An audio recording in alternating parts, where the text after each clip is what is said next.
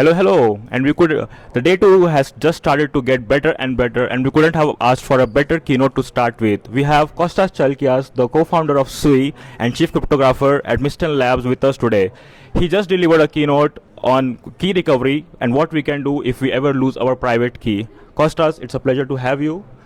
And you just discussed key loss protection. What do you think is the most critical feature in securing crypto assets against key loss? Yeah, this is a very interesting question. Thank you for being here as well. This is, by the way, a topic that we had this research effort since my time at Facebook.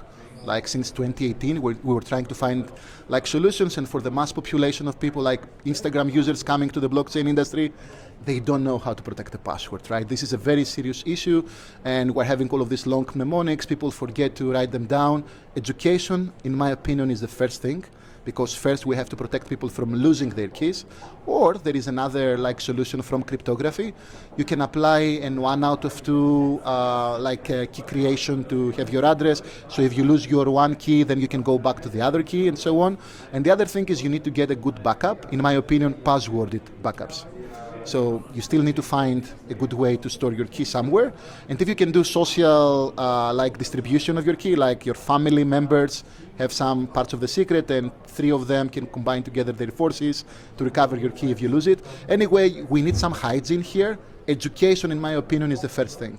Like, as you can understand, the average social network user is not familiar with the best grade of security. Mm-hmm. We need to educate them how to do that properly.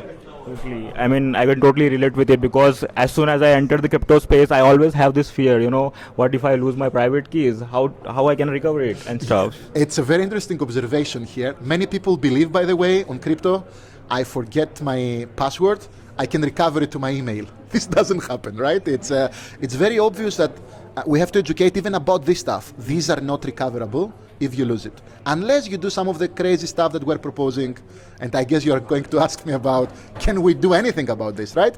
People, even if they're educated, they're going to lose their keys. Yeah, for sure. What's happening afterwards? You never know. Okay, so how does key loss protection in blockchain compare to traditional security measures in financial institutions? Okay, so by the way, let's explain a bit what is key loss protection, right? So we're proposing some algorithms, even if you don't have a backup. For some reason, nobody in your family can recover your key. You might even pass away, like there is a new generation of using blockchain since 2009-10. Eventually, we're almost 15 years afterwards, and people will start going into the state of no return. Yeah. So what do we do, right? Key loss protection is a mechanism pretty much like a smart contract, where people, even without a backup, they might request for the blockchain, give me my funds back. Mm-hmm. I don't have any more access to this particular address.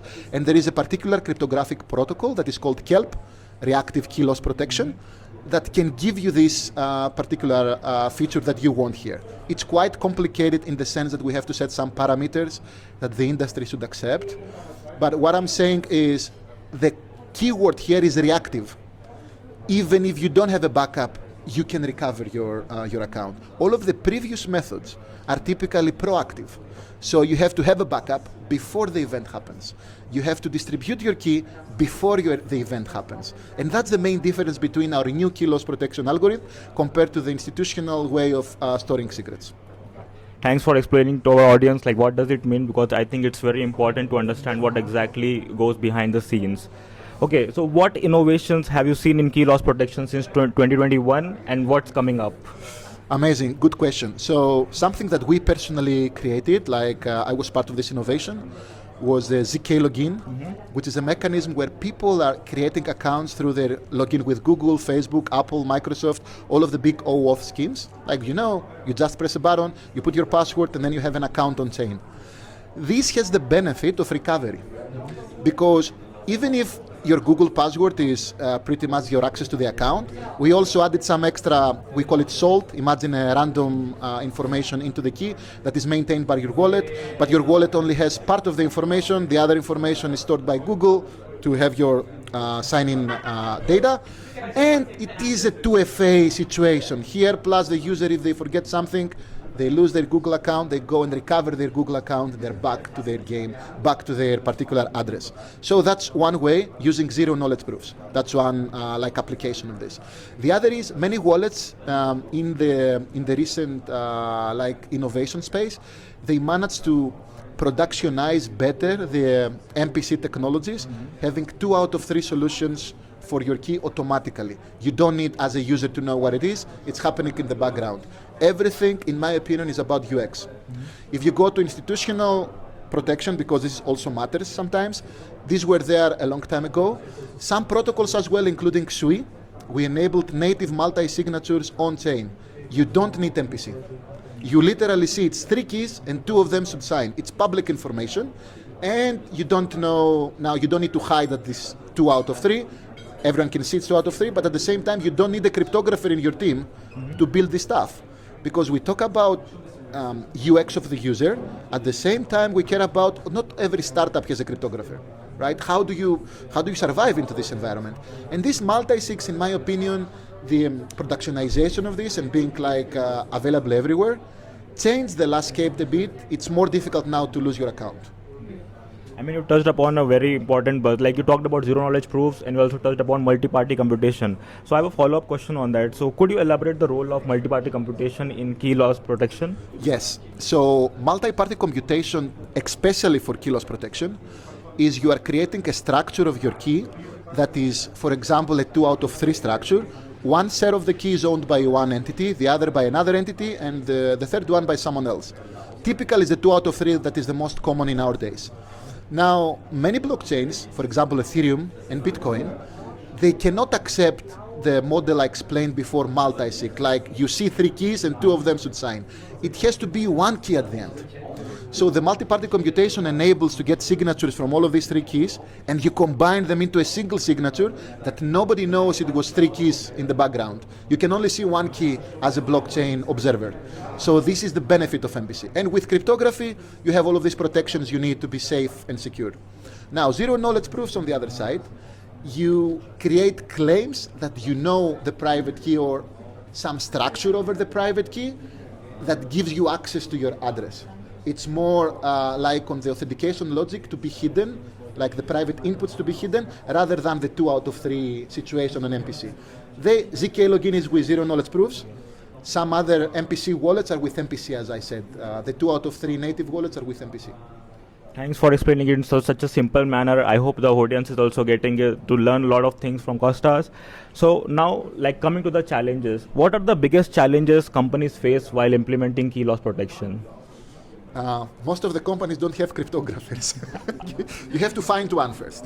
The other thing is there is some fragmentation on the blockchain space, in the sense, if you are a multi-chain application, obviously you have to do this for all of the blockchains and the different algorithms that are supported. So in SUI in particular, we try to do the opposite. Okay, what Ethereum is using, what some other blockchains are using, let's have all of this being available on the blockchain system. Like you can sign either with Ethereum signature algorithm, with a Solana signature algorithm, with a zero knowledge proof signature algorithm. We try to make it easier for people to choose one of them, and then it works. Now, you simplify the process, but still, there are companies that want to be multi-chain. What do? That's the biggest hurdle, in my opinion. We have solved the MPC problem.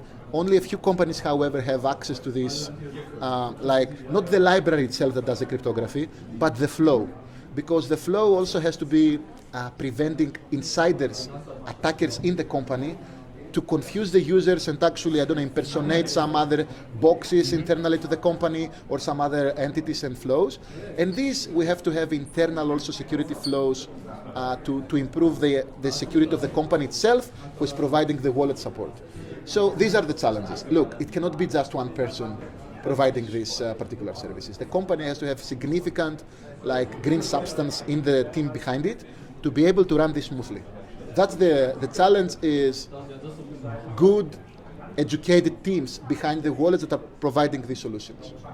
I mean, that's a really interesting take. Also, for the people listening here, I mean, you heard the expert. So if you're ever wondering what you want to do in life in this space, we really need a lot of cryptographers. So just hear the expert. Okay, so looking ahead, how do you envision key loss protection evolving to keep pace with the rapid growth of crypto assets and blockchain technology? Okay. So, by the way, even now there is no a perfect solution. So what I'm personally planning to work on is a survey now for all of the key loss protection mechanisms that we have, even things that we discussed today, even more advanced things. There are also other things that the community smart contracts could be created here. I expect there will be some research papers. We can even do co-research, by the way, with TUM, like Sui can also help you, like co-author a few articles, help on master thesis, PhD thesis here, even bachelor thesis, that are focusing on this particular situation. So we will see new research towards this, right?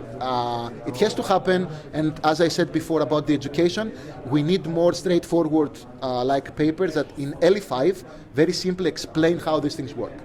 So this is the first step. I would be super happy to participate on any of these initiatives. I will say that I'm expecting more MPC and zero knowledge proofs to come into the space, and also new custodians, new companies that are using this, like with the credential KYC. Probably another thing that is very interesting, in my opinion, will happen, the connection between the identity and the address. And again, there will be, after a while you are taking an interview of me, Kostas, now we have a privacy problem, right? We solved the key protection problem, but we have an identity problem now. So I believe all of these things will happen again and again. If you ask me, there is the AI sector, there is the security sector and cryptography. There is still there is still gap here where people can find a good career path. We're not complete. We need more people in the industry for these things. I mean, that's so amazing to hear that. I mean, like we're so happy to collaborate with you for this conference, and also good to hear that you're looking forward to collaborating more with TUM and with us.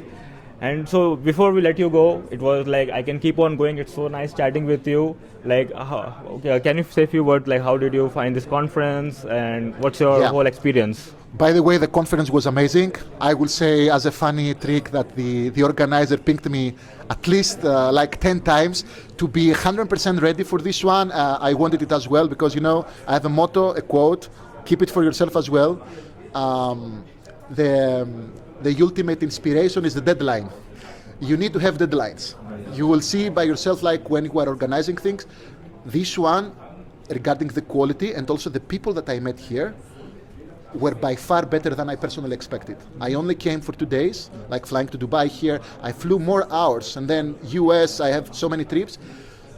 I realized that it deserved the effort, right? It's well organized. I've seen many different topics in a spectrum. I already had a tweet about this, like from crypto, economics, DeFi, very hardcore, zero knowledge, MPC, randomness on chain, identity, crazy stuff that it's not expected to be found in a new conference or something that is not for 20 years in the space. So I was super happy to join. I will do it again next time. I totally recommend it for everybody. And the nice thing that I also realized is there are a few, like even the corridors and the space here was enough for people to meet during the foyer or all of the places that people are gathering and have the side events and all of this stuff, exchange ideas. Even Sui actually has some potential deals from this particular situation, like partners and students who will work in the protocol. Absolutely. I mean, it's always important to bridge the gap between industry and academia. Yes. And I think this conference, and it's so nice to hear from you that you enjoyed the experience, and I'm sure it's for all the participants and attendees who are here.